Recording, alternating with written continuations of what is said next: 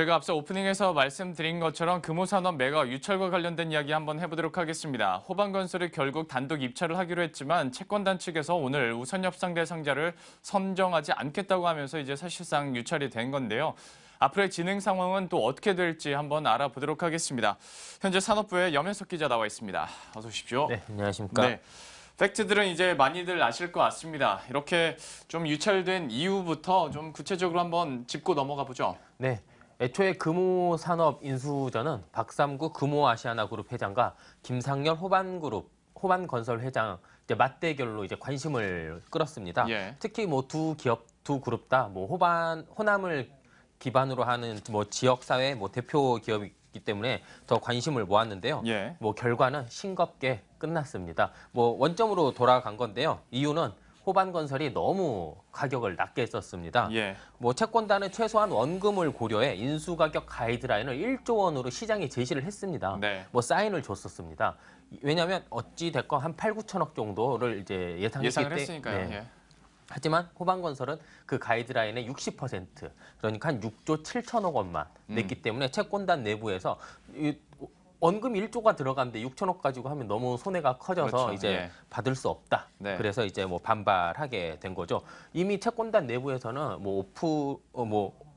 이미 뭐 지난 사항이지만 내부적으로는 최소한 이건 아시아나항공 경영권이 포함되어 있기 때문에 예. 8,200억 원의 가치가 있다라고 산정을 마친 상태입니다. 아무래도 금호 산업 안에서 아시아나항공 이제 경영권이라는 프리미엄이 있기 때문에 이제 8천에서 1조 원까지 얘기가 나왔었는데 사실 제가 생각해도 6,007억 원은 좀 아쉬움이 남는 숫자일 것 네. 같습니다. 그런데 호반건설 측에서 뭐 무턱대고 이렇게 낮게 쓴 건 아닐 테고 어떤 뭐 네. 작전이랄지 아니면 사전 정보가 좀 있지 않았을까라는 개인적인 의심도 좀 들긴 합니다만은 이렇게 응찰 가격이 낮은 이유가 어떻게 될까요? 먼저 호반건설의 입장을 말씀드리겠습니다. 네. 뭐 호반건설은 실사를 바탕으로 한 객관적인 가격이다.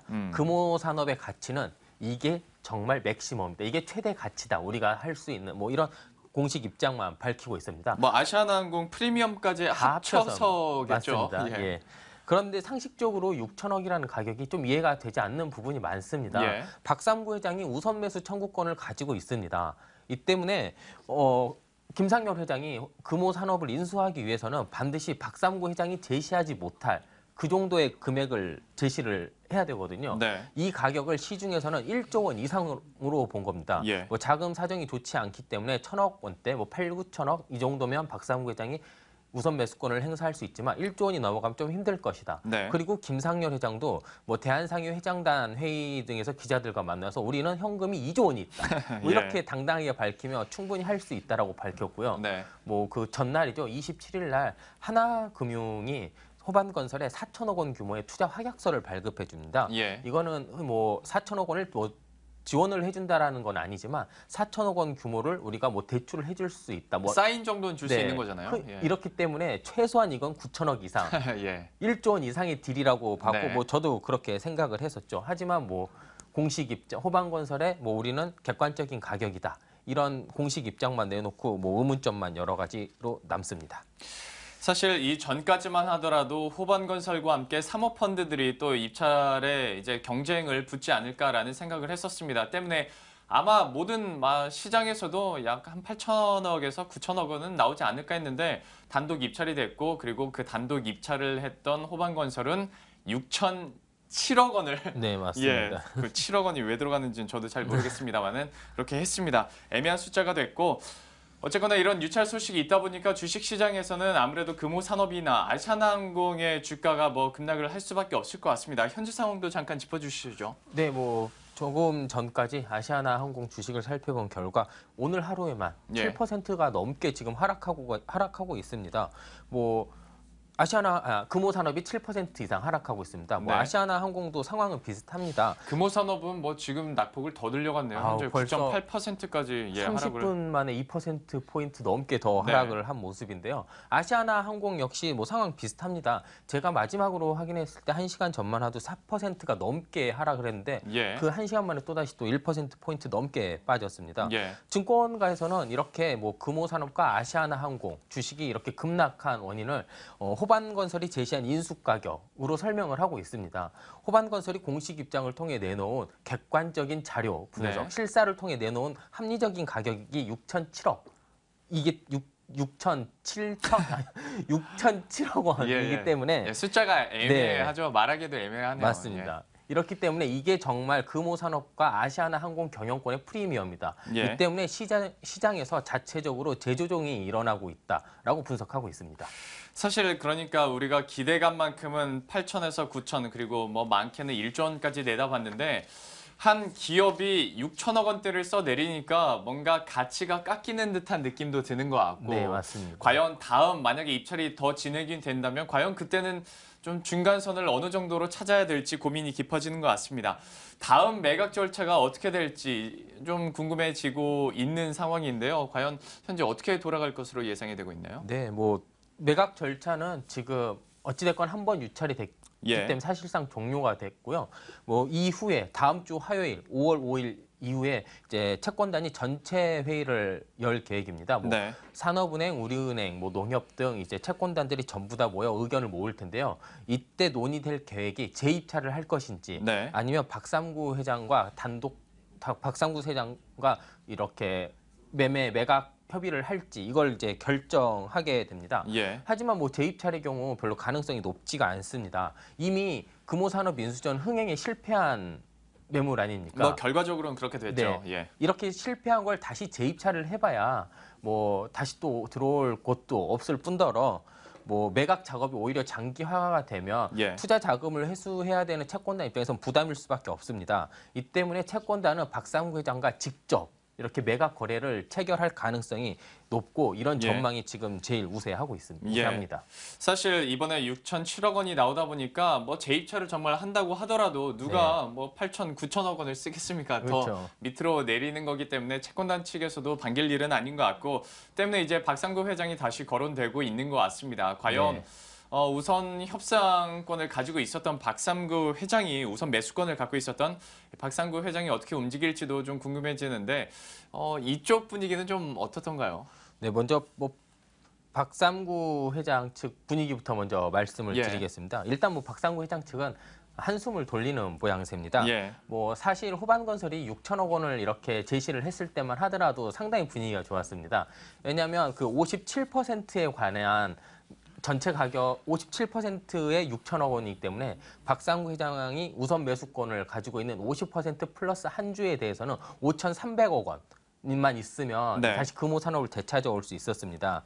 그러니까 1조가 넘는 딜이 5,300억으로 떨어졌으니까 절반만에 가지고 올 수 그렇죠. 있었잖아요. 예. 하지만 뭐 이게 무산이 되면서 약간 아쉬워는 하지만 어찌됐건 자금 마련이 가장 큰 문제인 박상구 회장 입장에서는 시간을 번 것, 그렇죠. 이것만으로도 일단 다행이다라는 겁니다. 네. 하지만 뭐 공식 입장은 밝히지 않고요. 왜냐하면 채권단의 눈치를 여전히 봐야 되고 박상구 회장은 직접 산업은행과 딜을 원하기 때문에 여전히 채권단 입장을 기다리고 있다라는 예. 공식 입장만 밝히고 있습니다.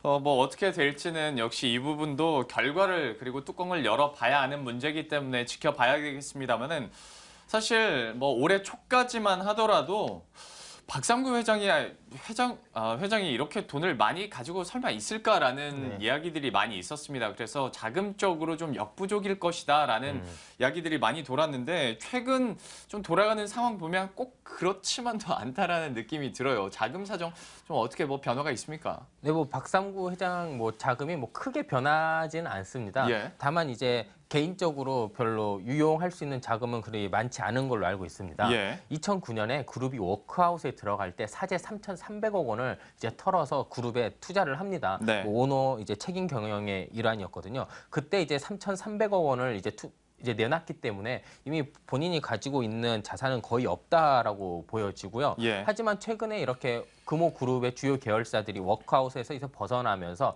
다시 자금 유동성이 생기면서 박상구 회장이 개인적으로 유용할 수 있는 자금 한 2천억 원 수준으로 이제 평가가 되고 있습니다. 네. 이 때문에 최소한 7, 8천억 못해도 9천억 이상의 돈을 모아야 되는 박삼구 회장 입장에서는 반드시 재무적 투자자를 모집을 해야 됩니다. 예. 뭐 시장에서는 미래에셋이나 군인공제 등 기존의 이제 금호그룹의 우호적이었던 이런 곳들이 박상구 회장을 도와줄 것이라고 예. 이제 전망을 하고 있는데요. 실제 금호 아시아나 그룹에서는 뭐 자사의 이런 자금 유동성 그리고 박상구 회장의 그 끌어들인 FI들을 종합해 보면 7천억에서 8천억 원 정도는 이제 자금은 충분히 마련이 돼 있다. 예. 라고 이제 설명을 하고 있습니다. 그리고 이제 8천억 원 정도면 채권단도 어느 정도 만족할 수 있는 금액이거든요. 아까 제가 그 마지노선이라고 했던 그 8,200억 원과 네. 비슷하기 때문에 이 때문에 채권단이 박삼구 회장과 직접 수의 계약을 맺는다면 네. 아마 8천억 원 정도 수준에서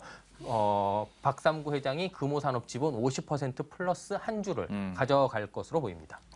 그럼 마지막으로 좀 직접 취재를 하는 기자의 뷰를 좀 듣고 싶네요. 네. 사실 박상구 회장 같은 경우에 유용 자금이 뭐 설명을 해주신 것처럼 현재 상황에서는 개인적으로 네. 예 크진 않습니다만은 역시 다른 것과 뭐 이렇게 결합을 한다면 뭐 8천억 원까지 예상이 되고 있다고 설명을 해주셨잖아요. 네. 사실 뭐 1차 입찰이 되기 전에도 뭐 사모펀드나 다른 뭐 기업들 뒤에는 박상구 회장이 있다라고 얘기가 나올 정도였는데 과연 이런 윈윈이라고 할 수 있을까요? 손을 잡는 이런 시나리오들이 정말로 가능하다고 보시는 건가요? 취재를 해봤을 때. 그 뭐 시장에서 지금 여러 가지 이제 제기되고 있는 많은 문제점들이 있습니다. 예. 뭐 박상구 회장이 매각을 방해하는 게 아니냐, 호반건설이 너무 이게 낮게 썼기 때문에 예. 뭐 이런 추측들이 많이 나오고 있는데요. 뭐 이거 실제 여부는 알 수는 없습니다. 하지만 만약 이게 사실이라면 박상구 회장은 뭐 매각을 방해한 죄가 있기 때문에 뭐 법적으로는 예. 실형을 받아야 되는데요. 뭐 그런 정황들은 뭐 있을 수 있겠지만 뭐 그런 건 그룹은 전혀 부인은 하고 있고 뭐 그런 건 별로 없을 거라고 생각합니다. 예. 항상 박상구 회장이 이번 인수전에서 강조한 게 순리입니다. 예. 순리대로 될 것이다.